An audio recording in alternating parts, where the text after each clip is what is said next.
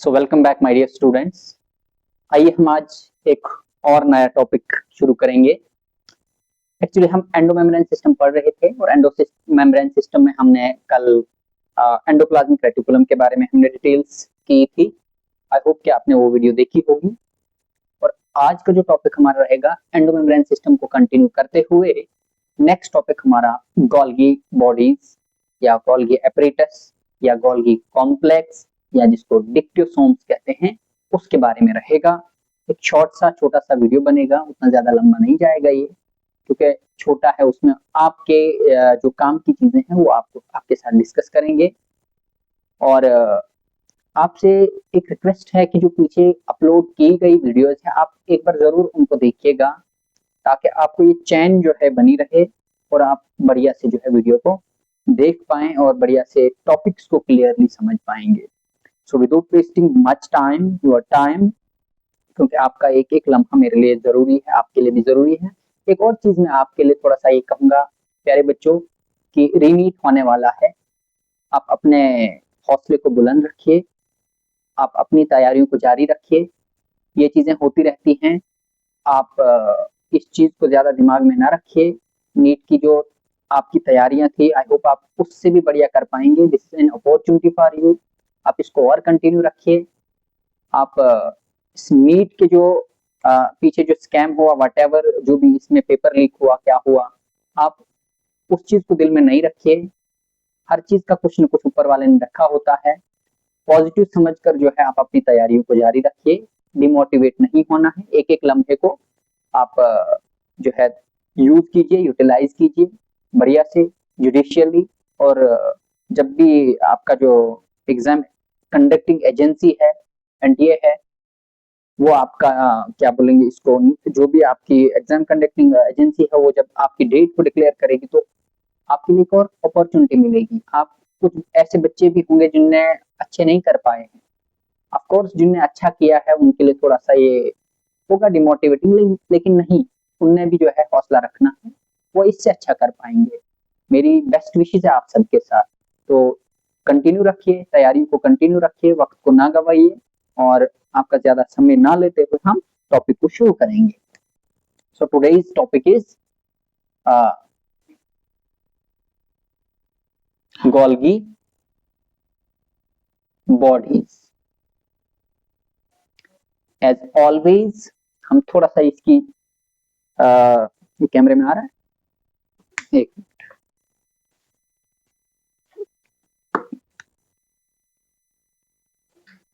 ये भी नहीं,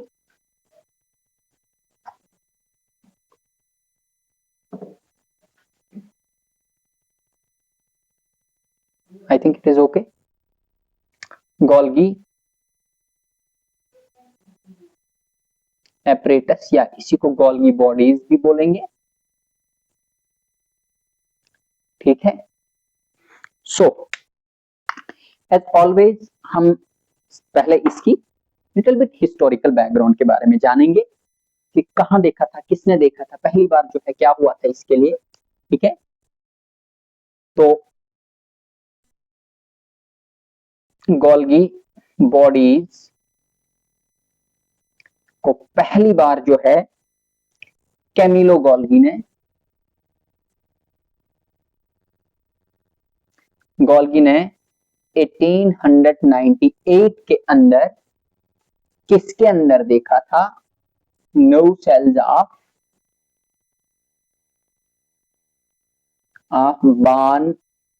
बार्न आउल, ठीक है।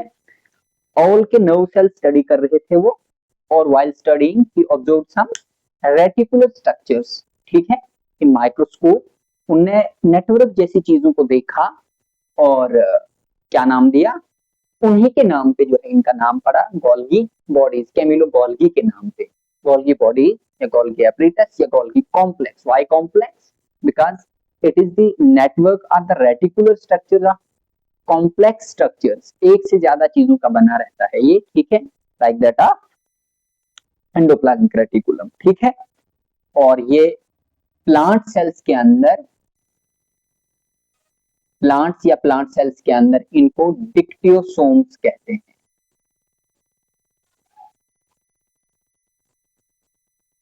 डिक्टियोसोम्स। इस टर्म को अगर हम डिटेल में देखेंगे तो डिक्टियोस या डिक्टियो का मतलब होता है रेटिकुलेट और नेटवर्क, और सोमा मींस बॉडीज, ऐसी स्कैटर्ड नेटवर्क बॉडीज या ऐसा स्कैटर्ड स्ट्रक्चर्स, ऐसे स्कैटर्ड चीजें जो सेल के अंदर पाई जाएं, क्योंकि प्लांट सेल में ज्यादा और स्कैटर्ड होते हैं, ठीक है, उसकी वजह से इसका नाम जो है प्लांट सेल्स के अंदर क्या नाम पड़ा, डिक्टियोसोम। मैं आपके साथ ऐसे ऐसे राज खोलूंगा ना इसके, ऐसी ऐसी चीजें तो गारंटी से कहूंगा कि किसी ने नहीं पढ़ाए होंगे यूट्यूब पर अभी तक, ठीक है, ऐसे साइंटिफिक रीजन दे दूंगा, आपके लेवल पे किसी ने भी अभी तक वो राज नहीं खोले होंगे, आई गारंटी यू। लेकिन बने रहिए मेरे साथ वीडियो में, और आगे भी आने वाली वीडियो को आप कंटिन्यू से जारी रखिए, देखिएगा, ताकि आपको जो है पूरी चैन बनी रहे दिमाग में टॉपिक्स की, और क्लियरली आप सब चीजों को समझ पाए, ठीक है। तो मैंने बताया आपको इनका नाम गोल्गी बॉडीज क्यों पड़ा, because of the name of the scientist was Camillo Golgi, based on his name और before his name they were called as Golgi bodies or Golgi complex, and in case of plants they are called dictyosomes। they are called dictyosomes because क्योंकि वो plant cell के अंदर reticulated form में network of complex structures पाया जाता है, scattered होते हैं, उसकी वजह से इनका नाम डिक्टियोसोम, ठीक है। अब अगर देखेंगे इनकी लोकेशन कहाँ होती है सेल के अंदर, ठीक है, ये सारे के सारे यूकैरियोटिक सेल्स में पाए जाते हैं, ठीक है। Prokaryotic cells are devoid of these cell organelles. They are present only in eukaryotic cells or eukaryotes, those who have true nucleus, as I have already told you in the previous lecture, previous video। तो ये जो structure है ये पाया कहाँ जाता है cell के अंदर, यूजुअली कहाँ होता है ये, यूजुअली लोकेटेड, जो गोल्गी कॉम्प्लेक्स या गोल्गी बॉडीज हैं या डिक्टियोसोम्स हैं, लोकेटेड नियर द न्यूक्लियस और एंडोप्लाज्मिक रेटिकुलम, एंडोप्लाज्मिक रेटिकुलम या न्यूक्लियस के पास में, नियर द न्यूक्लियस, न्यूक्लियस और एंडोप्लाज्मिक रेटिकुलम के पास में ये पाया जाता है। क्यों पाया जाता है, इसके पीछे की साइंस क्या है, क्या वजह है, क्योंकि ये इनको एक किस्म का पोस्टल सिस्टम कह सकते हैं सेल का। ये चीजों को क्या करते हैं, लेके मॉडिफाई करते हैं, उनकी लेबलिंग करते हैं, फिर उनकी शिपिंग करते हैं या डिलीवरी करते हैं, like that of the postman और द पोस्ट ऑफिस। उनका काम क्या होता है, चीजों को लेना, उनको सॉर्ट करना, उनको मॉडिफाई करना, उनको लेबल करना, और उनको उनकी डेस्टिनेशन तक, उनके एड्रेस तक डिलीवर करना। In the same way Golgi bodies are the dictyosomes does here the task of a postman or the postmaster who labels, modifies, ships and delivers the material in the modified form in different parts of the cell where they are required। Got it? तो क्या इसलिए जो है ये nucleus और endoplasmic reticulum के पास में होते हैं, क्योंकि सारे के सारे जितनी भी चीजें, जैसे खास करके चाहे कार्बोहाइड्रेट्स हो, चाहे प्रोटीन्स हो, चाहे लिपिड्स हो, चाहे एंजाइम्स हो, सारे कहाँ बनते हैं, न्यूक्लियस, एंडोप्लाज्मिक रेटिकुलम, राइबोसोम, मतलब मेजर ये साइट्स ये होती है इन जगहों पे बनते हैं। सो इसलिए वहां से जिस टाइम वो चीजें बनेंगी तो ये पास में होने की वजह से जो है उनको कैप्चर करेंगे, ताकि सेल की एनर्जी बच जाए, टाइम ज्यादा न लग जाए, इसलिए वहां से पास से इनको पिक करके अपने अंदर डाल के ल्यूमन में, और उनको मॉडिफाई करके, लेबल करके, और इनको और जो है फर्दर जो प्रोसेसिंग होंगी वो करके, फिर वहां से अपने दूसरे वाले फेज से या साइड से उनको निकाल के और सेल की अलग अलग डेस्टिनेशन पर डिलीवर करेंगे। Got it? इसलिए जो है ये कहाँ होते हैं, न्यूक्लियस और एंडोप्लाज्मिक रेटिकुलम के पास में। सिंपल सा फंडा है, सिंपल सा लॉजिक है, ठीक है। तो अब हम पढ़ेंगे इसका स्ट्रक्चर कैसा होता है, ठीक है। What is the structure of the Golgi bodies, ठीक है। मेरे साथ साथ बनाइएगा।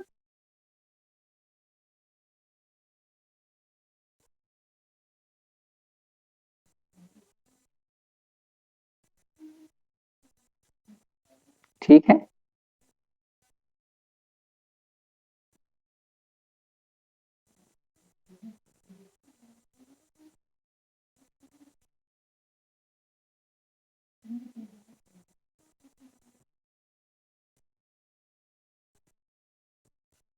शाबाश मेरे प्यारे बच्चों, आप भी साथ साथ बनाइएगा ताकि आपको,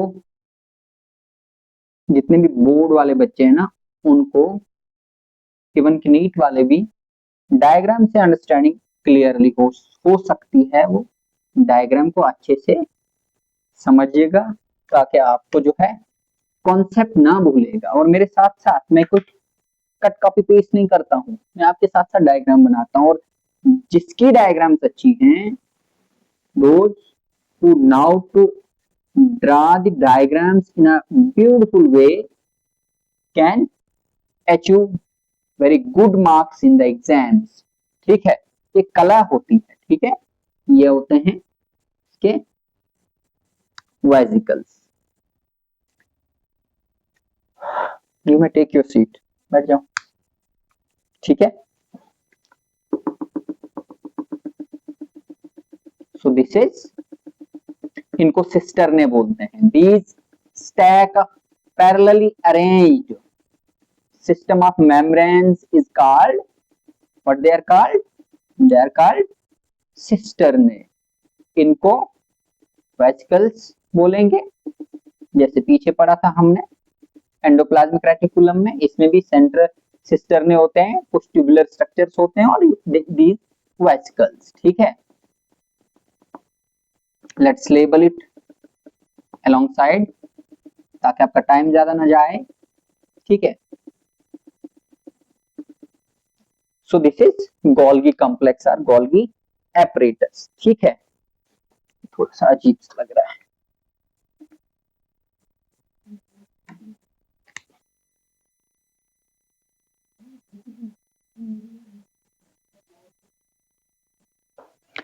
अच्छा, ये वाला जो फेस है, इस फेस को आप ऐसे रखिए कि जैसे ये मेरे पास डस्टर है।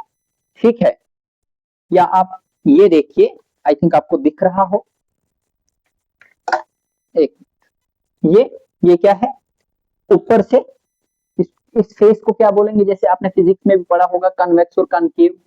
कॉन्वेक्स टाइप है। ठीक है, इसकी पीठ जैसे ऊपर से, जैसे मेरी हाथ की है। इसी तरह से अगर आप न्यूक्लियस को देखेंगे ना, तो ये न्यूक्लियर साइड है, न्यूक्लियस वाली साइड है, और ये एंडोप्लाज्मिक रेटिकुलम वाली साइड भी है। इस फेज को बोलेंगे हम, इस फेज को बोलेंगे हम सिस फेज, CIS, सिस फेज, या इसी को बोलेंगे हम फॉर्मिंग फेज भी, फॉर्मिंग फेज। क्यों बोलेंगे फॉर्मिंग फेज? क्योंकि यहां से एंडोप्लाज्मिक रेटिकुलम से जो बनी हुई चीजें हैं वो वेसिकल्स की फॉर्म में आकर इसके साथ जुड़ जाती है और इसके ल्यूमन में चले जाती है, और न्यूक्लियर चीजें भी जो आती है वो इसके ल्यूमन में आ जाती है, और ल्यूमन में फिर आकर अंदर इसकी, सपोज ये इसमें यहाँ आ गई, यहाँ से, क्योंकि ये 2D स्ट्रक्चर है आपके सामने। व्हेनेवर यू वॉच और सी दी 3D स्ट्रक्चर, ये ऐसा रहता है जैसे आप जैसे आपने एक मशरूम देखा होगा ना, मशरूम की तरह अंदर से जैसे उसको कंपार्टमेंट होते हैं, इस तरह से जब यहाँ एंटर होगा तो इन मेम्ब्रेन के थ्रू अंदर से मॉडिफाई होता होता होता होता आगे की तरफ आएगा और कंप्लीट फॉर्म में यहाँ तक पहुंच जाएगा। जो ये आपको गोले दिख रहे हैं ना, ये मॉडिफाइड फॉर्म में पैकेट्स बन जाएंगे और यहाँ से होकर फिर सेल में जहां जहां डेस्टिनेशन पे उनकी जरूरत होगी वहां के लिए डिलीवर होगा। ठीक है, so this phase is called forming phase, and this is convex in shape, and this face is a nuclear endoplasmic reticular side। Got it? शाबाश। देन ये चीजें क्या है, इनको बोलते हैं सिस्टरने, और ये क्या है, वेसिकल्स हैं, और ये जो है ये ट्यूब्स हैं या ट्यूब्यूल्स कह सकते हो। ठीक है, यानी कि Golgi tubules. Tubule basically tubular structures होते हैं, मेम्ब्रेनस स्ट्रक्चर्स होते हैं, कंफ्यूज होने वाली बात नहीं है। ठीक है, और इसका जो है ये गोल्गी का ग्राउंड मैट्रिक्स है, इसके अंदर ये स्टे करता है। ठीक है, this is ground matrix of the Golgi, where it stays, where it functions, where it does its job very efficiently. ठीक है, it does its job in the form of like that of the postman who delivers various letters to the addresses, ठीक है, of the receivers are the customers. So in case of Golgi complex, this modifies, this modifies, this springs, this force the proteins taken from the endoplasmic reticulum and the nuclear membrane, where the ribosomes are studied and embedded. From there it takes various form of materials and gets modified here inside this lumen. और यहाँ से जब बाहर निकलेंगे इन vesicular form में, तो ये जो आपको बैलून टाइप दिख रहे हैं ना, यहाँ से मॉडिफाई होकर ये सेल के अलग अलग एड्रेसेस पे जहां उनकी जरूरत होगी, चाहे वो मेम्ब्रेन के पास में होगी, ठीक है, या फिर जो है दूसरे किसी ऑर्गेनेली के पास जरूरत होगी, या किसी सेलुलर एक्टिविटी, मेटाबॉलिक एक्टिविटी या कोई भी सेलुलर फंक्शन होना हो उसमें जरूरत होगी, वहां तक जो है डिलीवर करके ले जाएगा, ठीक है। So this is the structure which performs various functions. तो ये वाला जो फेस है, इस फेस को बोलेंगे ट्रांस फेस। ये सिस है, ये वाला ट्रांस, और ये कॉन्केव फेस होता है। कॉन्केव का मतलब इस तरह से, इसमें कर्विंग होती है अंदर से, ठीक है। और this face is called trans face. Trans face या इसी को क्या बोलेंगे, मैच्योरिंग फेस। क्यों बोलेंगे ट्रांस या मैच्योरिंग फेस? शाबाश, ये कहां की तरफ होता है? इस साइटोसोल या साइटोप्लाज्म की तरफ इसका फेस होता है, ठीक है। जैसे मुझे गोल्गी मान लो, मैं गोल्गी अपरेटस या गोल्गी बॉडी हूं, मेरी पीठ वाली साइड कौन सी है? न्यूक्लियर साइड है, न्यूक्लियस वाली साइड है, और एंडोप्लाज्मिक रेटिकुलम, और जो मेरा वेंट्रल साइड यानी फ्रंट वाली साइड है, ये साइटोप्लाज्म वाली साइड है। और इस फेस को क्या बोलेंगे हम? Maturing face. क्यों बोलेंगे बेटा, ध्यान रखिएगा, मैंने आपको अभी बोला कुछ देर पहले कि मटेरियल्स यहां से एंटर होंगे, इस वाली लेयर से, इस वाली सरफेस से, और यहाँ वाले साइड से, which are being formed or synthesized in endoplasmic reticulum, और वो यहाँ पे जब आ जाएंगे, यहाँ से होते हुए वो जो प्रोडक्ट होगा वो मैच्योर फॉर्म में होगा, और मैच्योर होकर इसकी शक्ल में निकलेगा। क्योंकि असल में होता क्या है, जब इसमें आएगा ना, तो जब वो मैच्योर होकर इस थैली में भर जाएगा, ये यहाँ से कट हो जाएगा, कट होकर जब ये डिटैच हो जाएगा, इससे साइड निकल जाएगा, डिटैच होने के बाद ये इस बैलून की शक्ल में दिखेगा, और ये एक साइक्लोसिस होती है, एक साइटोप्लाज्म की एक मूवमेंट होती है, स्ट्रीमिंग मूवमेंट होती है, उस मूवमेंट से अलग अलग जगहों पर इसको डिलीवर किया जाएगा। Very very simple and beautiful this process is. Nature ने हम सबको कितना खूबसूरती से बनाया है, देखोगे ना आप, एक छोटे से सेल के अंदर जो चीजें हम कर रहे हैं ना, कितनी खूबसूरती से हो रही है, और कितनी सिस्टमैटिक वे से, डिसिप्लिन सिखाता है ये सेल हमें पूरा, कि किस तरीके से जो है एक एक चीज को जो है करना है पूरे डिसिप्लिन से, पूरे जो है अनुशासन से, एक एक चीज को स्टेप बाय स्टेप करना है, कभी हड़बड़ी में नहीं जाएगा। जब हड़बड़ी में जाएगा ना तो दिक्कत में आ जाएगा, और ये संकट में आ जाएगा। तो संकट से बचने के लिए डिसिप्लिन में रहना है, ठीक है। ये चीज सिखाती है हमें सेल भी, बायो भी हमें बहुत कुछ सिखाती है, ठीक है। बायो को खाली ये नहीं समझना, कुछ बच्चों के दिमाग में तो काफी सारी चीजें चलती है कि बायो के अंदर कुछ और ही चलता है, लेकिन नहीं, बायो के अंदर बहुत सारी चीजें बहुत कुछ सिखाती है रियल लाइफ के बारे में भी हमें, ठीक है। सो बी इन टच, ध्यान यहाँ पे, ठीक है। सो इसके बाद इसका स्ट्रक्चर कैसा है, ठीक है। What is the structure, what is the structure of the this Golgi complex are the dictyosomes, ठीक है क्या वैसे ये गोल्गी? कुछ बच्चे गोल्जी पढ़ते होंगे, whatever you pronounce, it's up to you, ठीक है। किसी ने सुनना नहीं है एग्जाम में क्या है क्या नहीं है, लिखिएगा, बस ध्यान रखिएगा, कॉन्सेप्ट को क्लियर कीजिएगा, ठीक है। Golgi complex is a network of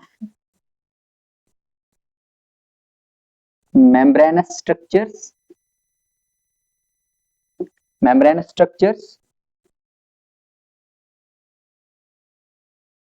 present in the cytoplasm of the eukaryotes, ठीक है। It consists of stack of parallel stack of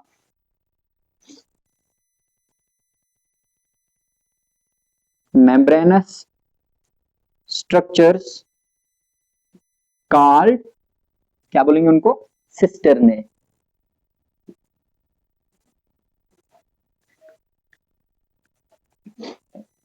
और इसके साथ साथ क्या होता है, it also consists of several round globular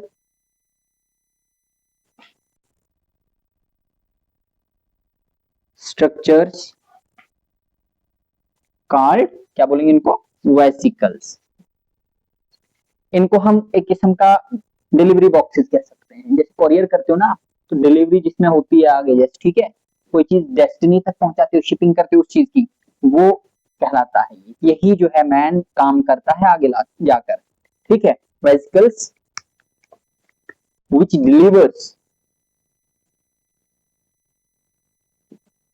delivers certain modified materials to various cell destinations। ठीक है बेटा, इसमें बहुत सारी चीजें बनती है। जैसे प्रोटीन्स कहां बनी, एंडोप्लाज्मिक रेटिकुलम के सरफेस के ऊपर राइबोसोम्स के अंदर, ठीक है। वो जब वहां से रिलीज होंगी तो प्योर जो है आपकी फंक्शनल प्रोटीन नहीं हो सकती, उनमें बहुत सारे डिफेक्ट्स हो सकती हैं, बहुत सारी एनॉमलीज हो सकती हैं, बड़ी सारी चीजें उनमें कम हो सकती हैं, उनकी मॉडिफिकेशन इसके अंदर होती है। जैसे अगर कहीं ग्लाइकोप्रोटीन बनना जरूरत होगी सेल के अंदर, वो प्रोटीन से ग्लाइकोप्रोटीन कहां बनेगी, वो इसके अंदर बनेगी, ठीक है। लिपोप्रोटीन बननी होगी, वो कहां बनेगी, इसके अंदर बनेगी, ठीक है।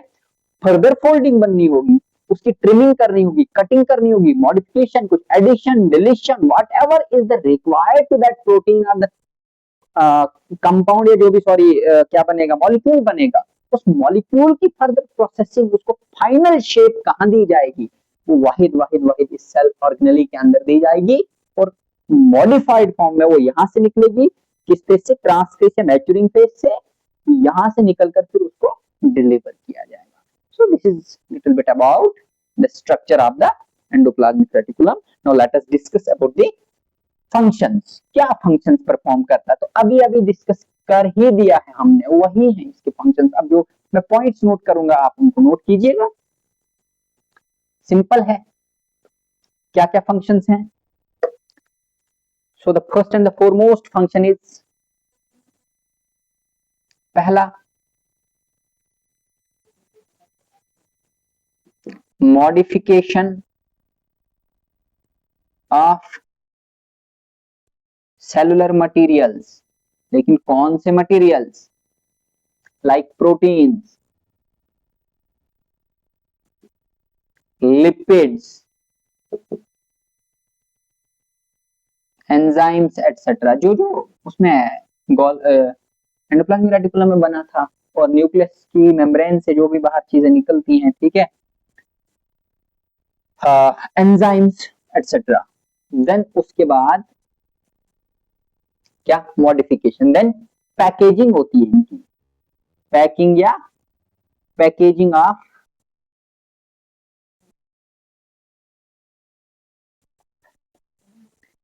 मॉडिफाइड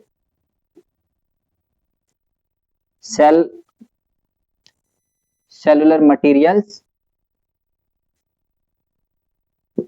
उनकी पैकेजिंग होती है। नेक्स्ट फंक्शन है इसका, ये इसकी डिलीवरी एंड ट्रांसपोर्ट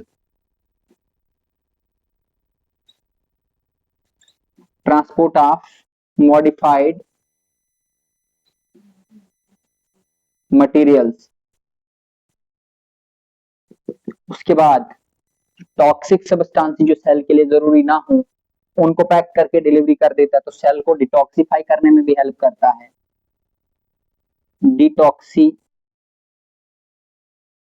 करने में भी हेल्प करता है सेल को। और एक बहुत इंपॉर्टेंट चीज, जब सेल साइकिल होता है, सेल साइकिल के अंदर जिस टाइम सेल डिवीजन होती है, माइटोसिस मियोसिस होती है, प्लांट सेल्स के अंदर बेटा, जब लास्ट पे साइटोकाइनेसिस होता है, ध्यान रखिएगा, साइटोप्लाज्म जब डिवाइड होता है और सेल से, मतलब अगर माइटोसिस हो रहा हो, एक सेल से दो बनने हो, मियोसिस होगा तो दो, एक सेल से चार बनने हो, पहले एक से दो फिर दो से चार, जब लास्ट पे सेल से डॉटर सेल यानी कि पेरेंट सेल से डॉटर सेल बनती हैं, तो साइटोप्लाज्म का विभाजन होता है, साइटोप्लाज्म का डिवीजन होता है। वो डिवीजन करने में कौन हेल्प करता है प्लांट सेल्स के अंदर? This dictyosome. कैसे? सेल प्लेट फॉर्मेशन से, ठीक है। Hence dictyosome help in formation of cell plate during cell division. Formation of cell plate during cell division.